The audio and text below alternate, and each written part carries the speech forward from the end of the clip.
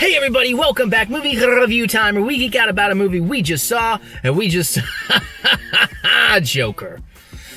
This is going to be our spoiler review, and I know what I forgot to say in the other thing, but first let's tell you, this is going to be our spoiler review. We're going to talk specifically about things in this movie. We may even start at the very end, so, you know, if you don't want to know anything about this movie, and I do think it's better going in blind on these kind of things, then you want to jump out of this video now. Check out our no spoiler video. Even if you want spoilers, I still recommend checking out our no spoiler video, because it's more of the review. And of course, we're giving you time to click out of this video right now for the spoilers. And I want to mention too that we don't consider ourselves movie critics. We're just fans of movies. We like to talk about movies, geek out about them and stuff. So just take that with a grain of salt, just our opinions. And spoiler warning. There's something else I say. Check out Patreon. You like the movie reviews? I'm doing horror movie reviews on Tuesdays right now, and some other cool stuff over there. Fan commentaries, video gameplays. If you want to check out my Patreon, or check out the Stardust app where we do our reviews right out of the theater. And yeah, so I think that's probably good. We just do the final spoilers. So, oh my god. Wait. Do the spoilers warning with the voice and Mr. Spoilers, Mr. J. Oh, Jesus. Be right back. Fireball. No, that's tomorrow. All right, so all that said and done. Okay, so spoilers. So I couldn't believe it turned out he was actually an alien, and He was like the Green. He was the Martian Manhunter. Yeah, he was like wearing flesh-colored paint, and then when like John Shipp, the Flash from like the '90s TV show, shows up in there and just punches him in the dick, and he's like, "That's for Ollie," and we're like, "What?" And then later it's like it was Oliver Queen. I can't believe that. And I don't know how they digitally brought Burgess Meredith back from the dead to play the Penguin, but that was just wow. Obviously, that's all bullshit. Or is it? Much like the movie. So basically, all right, straight out of the box, as if you've seen the movie, you know the Joker, author, whatever you want to call him, Arthur, because he's Affleck. He's A. Fleck. Okay, yeah. Affleck, Batman. Oh. He's Arthur Fleck. I had not put that together. Oh yeah, we heard about that a long time ago when we heard his name. It's like, oh, we don't know if that's a dig or not, but yeah. Okay. I just thought that was cool. I had not heard that. Okay. Anyways, Arthur. Because Arthur is a very unreliable narrator. Yeah. So you're, by the time you get to the end of the movie, you're sitting here going like, okay, what the fuck actually just happened? Yeah, because I do want to talk about that ending. I don't necessarily want to do it right here, but, you know, I mean, because... but basically, everything we're going to talk about is going to revolve around that premise. Well, we can get to it, and we can mention it. I know, okay. But I'm just putting it out there now. We can get into the nitty-gritty at the end later. Fair enough. I just wanted to kind of maybe start off with more of a... well, like the connection to Batman. The fact it wasn't really what I was thinking. It's not as much of a descent into madness as much as it is someone who is already mad, who's been failed by the system, which brings out their madness more, kind of thing. Yeah. Which I guess I'm glossing over that. So let's just talk about the end then, since you want to get to it so bad. And then we jump around. Over that because I mean, no, you're right. I mean, you're sitting here going like, it wasn't necessarily one bad day. It was a very long stretch of bad life. And you find out there's more bad life to it behind the scenes that he didn't even remember. Right, which begs a lot of questions, particularly about the ending. Well, I saw that big scar in his lip, and I was thinking, was this character supposed to have had like a hair lip or something that got... I think that's Joaquin. I think that's just him. Does he actually have that scar in real life? I know he has. I think he had like the cleft palate thing, but I don't know if he had... Okay, because I was about to say, that's the kind of... But then they had the thing where, you know, he, as a child, he apparently been severely beaten around the head. I was like, okay, well, maybe the scar's from that then. According to Wikipedia, Joaquin Raphael Phoenix is an American actor. He has it. But I mean, I could still totally play into the... But it was much... They made it much more vivid looking. Either that or he's wearing makeup in that picture, one of the two. Yeah, all those are possible, yeah. But yeah, I guess what you were trying to do that I shockingly should have listened to you is just to set up the ending, leaves you in a very much place of what actually did happen in this movie and what was just his imagination. Right. And we'll get deeper into that when we get there. But yeah, so that's kind of what we're talking on, is because, you know, the marketing gives you the idea that this is just a normal everyday man, just a, you know, your basic loser guy who's living a loser life, and then society starts beating him down and pushes him too far, and he goes insane and just starts, he goes crazy and creates this persona and starts killing people. Well, it's not really that at all. Even the end, like his big thing at the end on the TV show, even that wasn't quite as extreme as the marketing and even the movie itself up until that point led me to expect, which again, not so much a knock on the movie, it's expectations. Yeah, in all honesty, the Late Show thing did not play out quite the way I thought it would. Right. I thought maybe he'd go straight into like a stand-up routine that would, start out as kind of funny, but then it would get more and more pointed. Yeah. And I thought a lot more people were going to die. Yeah.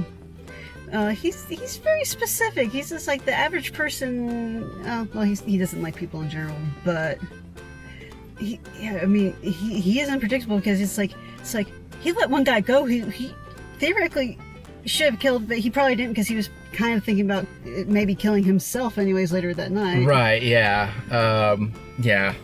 So for some reason, I think it's me. I'm still in food coma. I just feel like we're just scattershotting all over this, though. You mean we're doing our normal review? Yeah, pretty much. But let's see. So let's break it down more like this then. Okay. So of course we start off. Arthur's a clown. He's a party clown. They get hired for different gigs. That whole thing with the sign getting stolen and the kids beating his ass. That's pretty much the very beginning of the movie. Yep. And of course he is living with his mom and all that stuff. Wait, have you noticed that when he runs, even in normal shoes, he looks like he's running in clown shoes? I imagine that was a character choice. Yeah. Because he does have some very specific body movements in this, which, Yeah. what did I just say? Did I say specific or it sounds... Specific. But what did I say? It sounded like I said a totally different word. I think you said specific. Okay. I'm pretty sure you didn't say like Pacific. Right, I might have. I don't know. But yeah, there's some very specific choices. I think you may have said Pacific that time.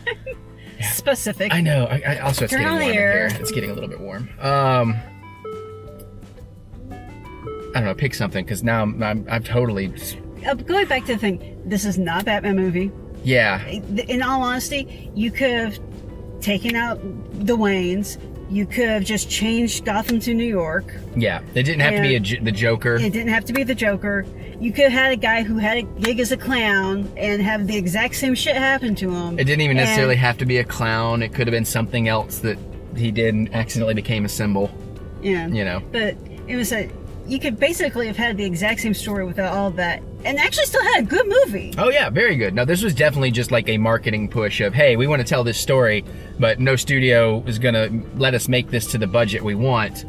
But hey, if we throw it in and we make it the Joker, then we can do more. Yeah. And at the same time, it's kind of a creative, neat idea to like take this other story and be like, hey, we can put these characters in there. Or it's possible that somebody just went, hey, wouldn't it be a neat idea if we did characters to say the Joker, but I want to do it this way?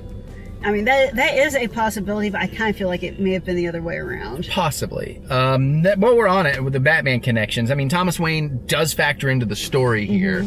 Of course, he has a role in it, but again, he could have been any. He's more of a figurehead. Guy. Yeah. But yeah, but you know, as we know from the trailers, young Bruce Wayne is in it, and Martha's in it. I'm pretty sure that was supposed to be Alfred. And then yet again, we get to see Batman's parents get killed. Oh, but the best thing. For how many? What? I don't know. I know you're excited to mention that. See, I'm half excited for what she's excited for, but how many times have we seen Batman's parents die now? So it's like, oh no. And what she's excited about, as soon as I saw this, I knew, oh, we hadn't even seen the Waynes yet. But as soon as we see a theater marquee with Zorro, I was like, oh, I know what's coming. Now, why are you so excited about this Zorro movie? Which Zorro movie it was. Because it wasn't Zorro, it was Zorro, the Gay Blade. Which did come out in 81, as we looked up, which is when this movie is set. Yeah. But yeah, the second I saw Zorro on the marquee, and we hadn't seen the Waynes in a while, but as soon as I saw that during the pandemonium at the end, I was like, oh no. Oh no. Here we go. Yeah. And I mean, they did it pretty quickly, and it was pretty well done. And the other cute thing with when we're meeting Bruce the first time. We were the only two that giggled at this. I didn't hear anybody else in the theater laugh. He's like on some sort of like little playground kind of thing. Type thing on the grounds, and you know how they have, and he comes and he sees Arthur, and he decides to go over and to the gate, and he hops onto a little pole, slides down. Yep, we saw baby Batman ride the baby bat pole. It was like, oh. Do you think if Batman's parents didn't get murdered, he would have been a stripper in the future? He really loves the pole, man. He loves to work the pole. Or a fireman. Or Poe. A Fireman stripper. Yeah, there you go. But yeah, so, and I mean, for the most part, that's really all you get about with the Waynes. Although I did like, because we had heard rumors that they were going to make the Joker Bruce Wayne's brother. Like, it was going to be a big reveal. And they do that in the movie. Yeah. Sort of. It looks that way until he finally goes into, Wayne Manor, and he's going like, and he tells, Alfred who he is, and Alfred's like, oh, you're that guy. Yeah, your mom's lying. You got the wrong story, dude. And of course, Arthur's like, no. And then he finds a way to basically ambush Thomas Wayne in the men's room, fancy theater. And I gotta say, that felt pretty Joker as well. Like, just him getting under the guardrails and noticing the distraction to get around and sneak into the building. Like, that felt like Joker. There are definitely moments in here that feel like Joker. So I appreciated that. And that bathroom conversation with Thomas Wayne was pretty interesting. Yeah, because again, Thomas Wayne's going like, no, you were adopted by her. Right. And he's like, what? And this is where we get into some of the unreliable narrator stuff that I find fascinating, because during the movie, my logic brain kicked in on occasion, and, we start finding out Arthur's history, that his mom had adopted him, and then she had an abusive relationship that was abusing Arthur as a boy, and it's like, well, wait a minute, does he not remember this, or does he not even remember that he doesn't remember something? And then I'm like, well, how could she keep custody of the child? So there was all kinds of things like that. Because it's Gotham. Are you using our drunken movie night logic on me? Sort of, yeah, but no. Gotham is, generally speaking, Gotham is so badly funded and everything. I think so much crap happens is because they're going like, well, they're not the worst thing in the world. We'll just turn them loose. It's like, we could put this kid in the system, but she left the guy. I guess we can give him back. Yeah, I don't know. I'm not saying. I don't know, but I think that's just more of the logic, but it's Gotham logic. Because the whole thing we were debating at the end, and then we'll take a quick break and come back. But the whole thing we were debating at the end is, and we'll leave it on the cliffhanger of this, is that we're not. I theorize that pretty much the entire movie was just a mental fantasy of his.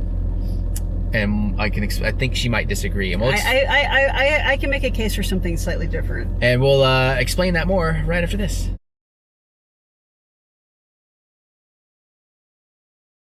And we're back. Yes. Okay, so we have that end scene. He's in like a white psychiatric room, wearing all white. He has the doctor he's talking to. And if you recall, in the very beginning of the movie with his social worker, she's like, do you remember what happened when you were last at the institution? And you just see him in a white room in the white clothes bash his head into the window of a door. And we're left at that. So I'm saying, or I may change my mind, but what I'm thinking right now is that end scene when he's with the doctor asking, and then you see him walk out with the bloody footprints after, is that's all the same thing. And this is all just in his head, because it doesn't make sense if he had attacked why he would have gotten let go to go back out into society anyways. I mean, you can make a case, but my whole thing is that was him just thinking that whole story to him was like just this one joke in his head, and he's like, you know what, fuck it, I'm gonna do that. He's gonna go out and actually make that come as true as he can, or in some way. So, and again, that's what I like, is it does leave it a little bit open to interpretation, a little bit, did this happen, did this not happen, did parts of it happen, and is he back in the same place, what's the deal? But what's your case for it? Okay, so the thing is, they didn't say what the guy, when he was talking to the social worker at the beginning, there's no reason mention as to why he was in the asylum to begin with. Right. So you made an assumption that he killed some or hurt somebody. No, I'm not making an assumption of why he was ever in the asylum, as much as I'm making an assumption that when we see him smash his head through the door glass, that was actually after he killed the lady at the end, and that's how he opened that door to get out and roam free through the hospital. That's my only assumption there. Okay. See, I didn't get that. I got more of a thing of he was, possibly self-harm, but anywho. Yeah. Thing is, if he was on if they got him on meds and they thought he was sane enough to be turned loose, because again, funding. It does depend on what he's doing. You're right, and they make a point about the funding cuts and all that. So turn him loose. I'm kind of inclined that the movie could actually be real up until he actually kills his mother. At which point, staff walks in, police get called, he gets arrested, sent to Arkham. Or wherever that place is. It was Arkham State Hospital or something like that. That looked awfully clean for Arkham. Well, again, this wasn't the Gothic Gotham or anything. It was still pretty dirty and run down, but I mean, it was like a hospital. They were staying within even realistic guidelines of the 80s. There's a certain level of cleanliness you have to keep your funding, blah, blah, blah, blah, blah. Because the Arkham that he went to in the movie was pretty damn grungy. Yeah. Okay, now I'm confused. Okay, but when he went to go get his mom's records. Yes, that's Arkham. Yes, that was grungy AF. Now, are you making an assumption the place he's at in the end is Arkham? Because I don't recall him specifically saying he was in Arkham at that point. I said Arkham, and I said or wherever. Okay, maybe that's where I got confused. Anyways. Because you know what happens when you make an assumption, Mary? You make an ass out of you. And you. She won't fall for it. But anyways, I think that it could theoretically everything could have happened up until that point, and then everything after that may have been. Because she wasn't in Arkham. That was a different hospital. His mother. No, she was at Arkham. No, that's where he went to go get her records. No, they said Arkham outside the building he went to. Yes, let me finish explaining. That was where she had been in Arkham after the abuse stuff. And that's why her records were at Arkham. Well, when she was in the hospital, and when he killed her in the hospital, that was just a hospital. Okay, so I'm sorry, I didn't clarify that. Okay. I know that. Okay. It was just, but I was talking about... That's why you confused me, because then I thought you were saying both those places were Arkham. That's where I got confused. No, she was at the hospital when she was dying. Don't y'all love us? But she had been at Arkham. And that's why he went to Arkham to get her records. Right. From Brian Tyler Henry. I can't think of the guy's name, but I'm starting to see him. He's been around forever, but I'm starting to see him in a bunch of things and love him. He was the cop in Child's Play remake. Okay. Anyways, apparently he's a big character on Empire. Okay. The guy that gave him the records. Yeah. Well, gave him the records. But I said it's just like I could kind of see everything after that being part of the fantasy. And to clarify too, because hopefully you've seen the movie and you know, but I mean, like again with the unreliable narrator, the reason we keep bringing this up is like that we don't know. The movie makes a point to say that a lot of what you've seen is not even real, because even in his mind, he actually had this relationship with Zazie Beetz' character. But then we find out, no. Because otherwise they've had enough time to get that green dye out of his hair and something that was like permanent dye. Now see, this also makes a case for my argument that end is actually the beginning, and that everything in the movie didn't actually happen. But you're also assuming that the thing with the bloody footprints and everything is also real. Which it may not have been. That may have been another thing in his head going like, no, I'd love nothing more than to reach across this table, slit your throat, and dance in your blood for a little bit, and then just walk right on out. The irony is we're arguing over what we're assuming is real in a movie, which is not real, but because you could... We were talking about real within the framework of the movie. Well, because I was making the joke, it's like, I was going to say, you could argue this entire movie is not real, and then I thought, well, yeah, it's a movie. It's not real. Although I think I would like just a tiny, tiny bit better is if they start playing yakety sax at the very end. That would have been too much comedy. I do like the lack of comedy in this. It was not very funny. I think there was one place that people laughed, but it was, for me, it was like a horror movie moment where I didn't laugh because I was sucked into the tension. And I can see why people laughed, but oh god, that scene... Like, I don't watch movies. I live movies. I experience movies. The scene where the two guys that he used to work with come to his apartment. Yeah, and I knew that dude was getting stabbed with them scissors. Didn't know he was going to get stabbed in the eye. Yeah, oh. But you know what? I watched Brightburn last night, so that was nothing compared to that scene in Brightburn.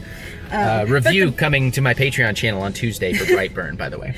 But then the short guy's going like, you expect the short guy to bite it next because, you know, he's a witness.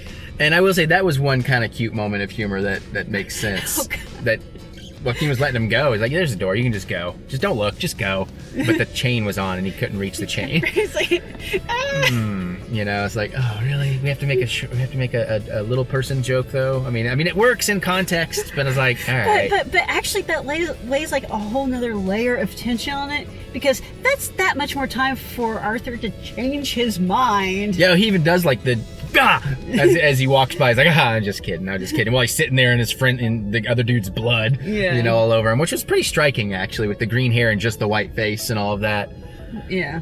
I like the chaos at the end. I don't know how much of that's actually real or in his head. A lot of it has to have been in his head though, because I'm not sure why like when the ambulance got them and the cop car to like, so they could pull him out of the cop car, I figured, oh, they're gonna like take him off in the ambulance and, you know, heal him and like start the actual Joker gang. Like, you're our leader, you inspired this.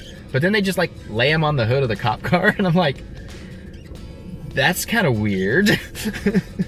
Yeah, I'm thinking the ambulance thing may have just been pure coincidence. Logically, it would have to, but again, with the unreliable narrator, because I mean, you can't time that. This sounds cool. Let's do this. The only way you time that is if you specifically intended it, and you have like lookouts with radios, you know, for like miles away, because you can't just like see them coming down the road and get that much speed in an ambulance to do that kind of hit that quickly. Plus, you're having guys who are going like, "Is he dead? Maybe." Yeah. But I did like the chaos in the train bit too. I thought that was pretty cool. I didn't like the cops getting taken down because they shot the one dude. But I mean, what dude was grabbing the cop's gun? So I was like, I'm all right. First of all, the cops were idiots for even pulling guns in that situation. Yeah, absolutely, yeah. Well, that's definitely 80s New York movie cop. Going to happen in that situation. No, that's definitely 80s, you know, 80s movie cop right there. But no, you're fine. But yeah, I like that he wasn't trying to be a symbol, but he just kind of happened to be one. And I guess that's the thing I wanted to mention too, now that we're on that, is I know there was a big deal in the media about like portraying him as like this hero, you know, because he loses it and inspires violence because he's just sick of all the shit. And you know, they kind of claimed up and down, no, that's not the case. That's not the case. Well, I mean, it kind of is in here. He is hero worshipped in this movie. The movie itself maybe doesn't hero worship him, but again, it's sort of that whole thing is like, if you are already of a mentality of, you know, fuck authority, and which to a degree, yeah, but I mean, like within reason, like, but super, you know, then you're gonna be like, yeah, and then, you know, if you're on the other end of things, you're kind of going, oh, so. Yeah, and I mean, I get that out of this. Yeah, so I think it in some ways it's going to reinforce your personal beliefs no matter which way you believe. Yeah, you're not really, I don't think you're going to come out of this with a new understanding or appreciation or attitude towards anything. I think it's just whatever you want from this movie is what you're going to take from this movie. Yeah. Unless you are looking for something to be kind of eye-opening or informative, you know, or get you. But at the same time, in some ways, it's the what we're dealing with is nothing new. It's just how it's being presented. Right. And again, this is a character study, and that's really kind of how it should be. If it's a character study, it really shouldn't be telling you anything. It's just kind of studying this character. It's how this person reacts within given situation. Yeah, and it's definitely more about mental illness than I honestly thought it would be, too, in the sense that he is someone with a mental illness, and, you know, it's kind of, he's been through some shocking shit, you know, traumatic shit, and then, like, they cut the funding, they take away this person he talks to, they take away his meds. It's like, what do you think is going to happen?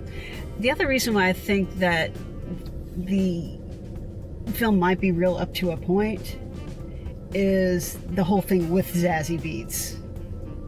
But I think he thought that was real, and I think that was him having a moment of realizing, oh wait, that wasn't real? I don't even know anymore. You know, I don't care. Fuck it. I'm going to go do this thing. Yeah, and that is... because that was before he killed his mother, right?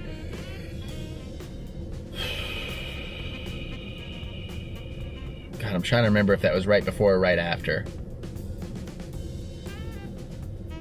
I guess around that time. I can't remember specifically now. I think it was afterwards. Okay. Like shortly thereafter. But I'm thinking it's like, because if you're playing this whole thing in your head, are you going so far as to making shit up and then go, oh wait a minute, I was making that shit up?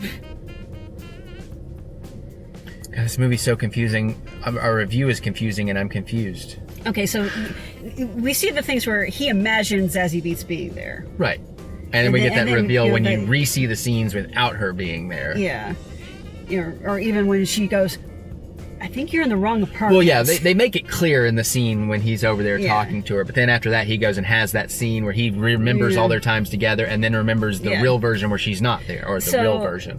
I don't. So either this is like some straight up Inception bullshit, or that actually happened. And then, like I said, I'm pretty sure him killing his mom would have been where they could have theoretically have picked him up. Because it had been so easy for somebody to walk in on that. Maybe. And report it. We just didn't see it and you know happen. At the end of the day, I mean, this is where I'm erring on the side of making this movie, marking it as maybe not like the greatest thing ever, but more towards the great side than the just good side, because it is sparking all these thoughts and opinions, and I can take my understanding of the movie, you can take your understanding of the movie. It's subjective. Neither we're equally right and wrong,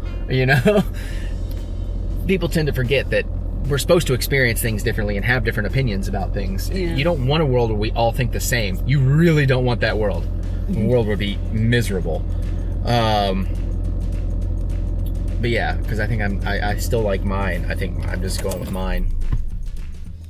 Oh, well, can we go ahead and have my version of what was that movie we watched? Not Hide and Seek. Ready or Not? Ready or Not. Yeah, I liked your breakdown of that. Yeah. Different apples and oranges. But yeah, and then again, I just thought the end, the TV thing, I thought maybe we get a little bit more. I thought maybe you start shooting the band or shooting at the audience. I was thinking of the Sid Vicious, I think it's the end of Sid and Nancy, that whole thing. I'm thinking it was I did it my way. I think he just really focused on the host because he felt personally betrayed, I think. Yeah. Because you get that scene early on where he fantasizes him as like a father figure. Yeah, that's true. Yeah, we did have that, and you're right. And now that I think about this too, in terms of it being Joker, it's like his reasoning was very simplistic, self-centered. More realistic to a real world scenario. Yeah, he's not the Joker of the why did I do it? Because I felt like it. Right, exactly. Now, granted, this does lay groundwork. He could become that Joker. Yeah. If he does get out or whatever. But the thing is, this Joker, if this is actually if this were actually to be a Batman movie, this Joker couldn't be Bruce Wayne's Batman Joker, because he would be like 50, 60 years old by the time. You mean Batman's like Jack Nicholson in the Tim Burton Batman? Because he was up in age. Or Cesar Romero. Pretty sure Cesar Romero was probably like 50. Sure. I don't know. All right. We gotta wrap this up, but I shouldn't be Googling this. No. How old was Cesar Romero during Batman 66? Well, let's see. He was born in 07. 1907? Yeah, so just say it's 06 to make. So he would have been like 60. Really? Just about. That's hard to tell with all that makeup on. Yeah, and then let's see. When was Jack Nicholson born? And so Jack Nicholson. So he was born in 37, and that was 89. So 47, 67, 67. So that's like 52 or something. 37, 47, 57, 67, okay, he 77, doesn't. 87. I'm thinking comics, okay? No, that's fair. Or the animated series. Yeah, that's fair. So. And they could do the thing that they did in the comics how recently. How many times have we had 30-year-olds playing high school students? Right, but also too, there's been plenty of times recently in the comics now they've done that whole thing where there were like multiple Jokers over time. Yeah, I think that there was 3 Jokers. Right, so it could fit it in. I don't think they're gonna. I'm pretty sure they're gonna stick with this being just a one-off. Oh, I'm sure they would, but I'm just saying that. But that was bothering the logic part of my brain. Unless we're doing like the same thing that Gotham did, which is. I didn't watch that. It basically the Joker is more of a mantle than a person. Right. Yeah. Yeah. I don't like that idea, but that's just me. I'm entitled to my opinion, damn it. I'm not saying I'm liking that. I'm just saying that it's a possibility. Yeah. Yeah. So. Anything else? I feel like we should wrap this up. I feel like this has mostly just been rambling and confused. But that's kind of what the movie made me feel like, which the more I think about it, it makes me like the movie that much more. Because definitely it's a thought provoker. It gets you thinking, gets you talking, which is what great art tends to do. Yeah. Is there any other major beats that we need to talk about? Robert De Niro is pretty good, but you've seen almost all of his stuff in the trailers. I mean, there's a little bit more to it, but not a lot. I kind of find myself wishing that Alec Baldwin had ended up playing Thomas Wayne, because he was originally slated to do that. Right, yeah, but I don't know that it would have made much of a difference. He would have been kind of recognizable. I know the guy who played Thomas Wayne is somewhat recognizable, but not as recognizable, and I thought he did a fantastic job for what little he had to do. Yeah. And we have talked so long that one of the backlights just went out. So okay, let's wrap it up then. I should have done that. I should have had more time. Okay. Anyways, yeah, so... Oh, shoot, there was one other thing. Oh, yeah, I would have been neat for this to be... The other one just went out.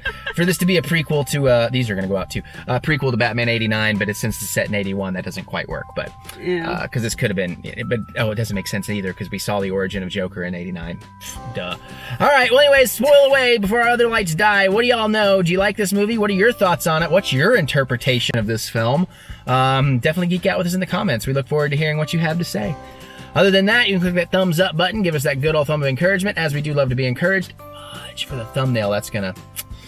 And I guess we're gonna get out of here and hopefully get a thumbnail before these lights die, and we'll see and watch some more stuff. Stardust, Patreon, TheEricButts, link in the description below.